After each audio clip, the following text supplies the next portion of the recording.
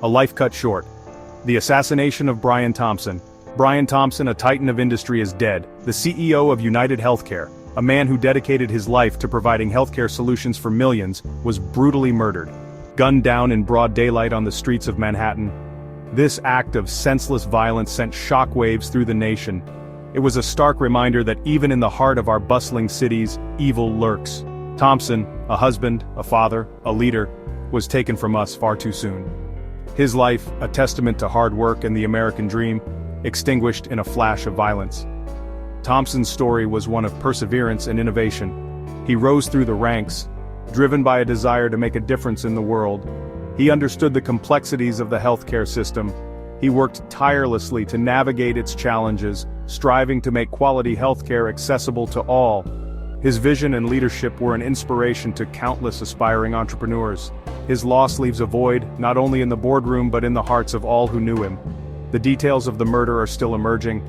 Police are investigating, searching for answers, for justice. But one thing is clear, this was not a random act of violence. This was an assassination, a targeted hit. The inscription on the bullet casings found at the scene confirms this chilling fact. Deny, defend, depose, these words etched into metal speak volumes. They reveal a motive, a deep-seated hatred, a chilling disregard for human life. Thompson's murder is a tragedy, a stark reminder of the fragility of life. It is a call to action, a demand for justice. We must not allow this heinous act to go unpunished. We must stand together as a nation to condemn violence in all its forms.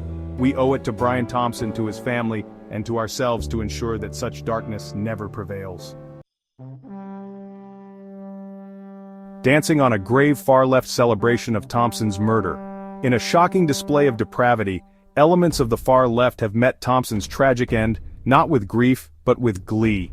Social media erupted with a torrent of vile comments celebrating the CEO's demise. Jokes about thoughts and deductibles flooded Twitter, a grotesque mockery of a man's life and the pain of his grieving family.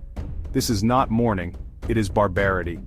Taylor Lorenz, a journalist once employed by the supposedly esteemed Washington Post, epitomizes this chilling trend.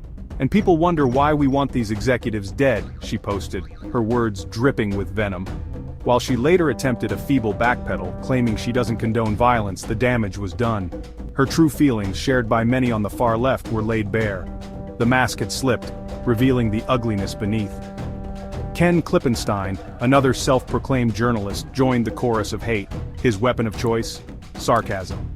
Hope his ambulance ride was in network, he quipped, mocking the very concept of healthcare coverage that Thompson dedicated his life to improving.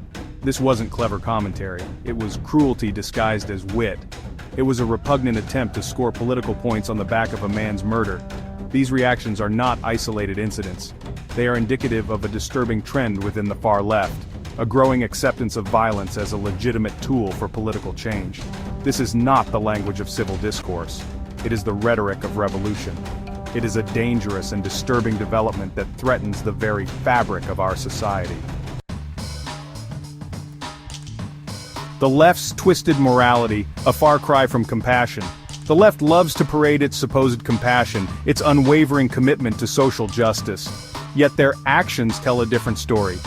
Where is the compassion for Brian Thompson, a man who dedicated his life to improving healthcare for millions? Where is the outrage at the injustice of his murder, the senseless taking of a life? Instead of empathy, we see celebration. Instead of mourning, we see mockery. The left's hypocrisy is astounding. They claim to champion the vulnerable, yet they revel in the death of a man who worked to make healthcare more accessible. They preach tolerance and understanding, yet they spew hatred and vitriol at anyone who disagrees with their radical agenda. This is not about healthcare, it's about ideology. It's about a deep-seated resentment for success, for anyone who dares to achieve the American dream.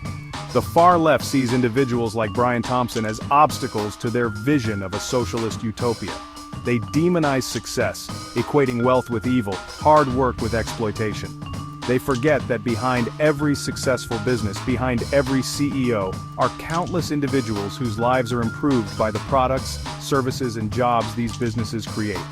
The left's twisted morality is on full display in their reaction to Thompson's murder.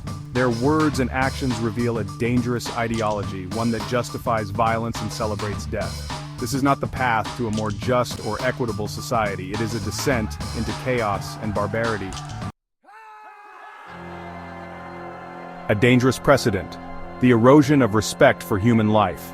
The celebration of Brian Thompson's murder is a symptom of a much larger problem, the erosion of respect for human life. When political opponents are dehumanized, when violence is celebrated as a legitimate tool for change, we enter dangerous territory. This is not a game. Lives are at stake. The far left's embrace of violence sets a dangerous precedent. It normalizes hatred, making it easier to justify future acts of aggression. Today it's a CEO. Who will be their target tomorrow? A politician? A journalist? Anyone who dares to challenge their ideology? We must stand firm against this tide of hatred. We must condemn violence in all its forms, regardless of the target or the motivation. We must remember that words have power, and that unchecked rhetoric can have deadly consequences. Brian Thompson's murder is a wake-up call. It is a reminder that the principles of civility, respect, and the rule of law are not givens. They must be actively defended. We must reject the politics of division and hatred. We must choose dialogue over violence, empathy over anger, and respect for human life above all else.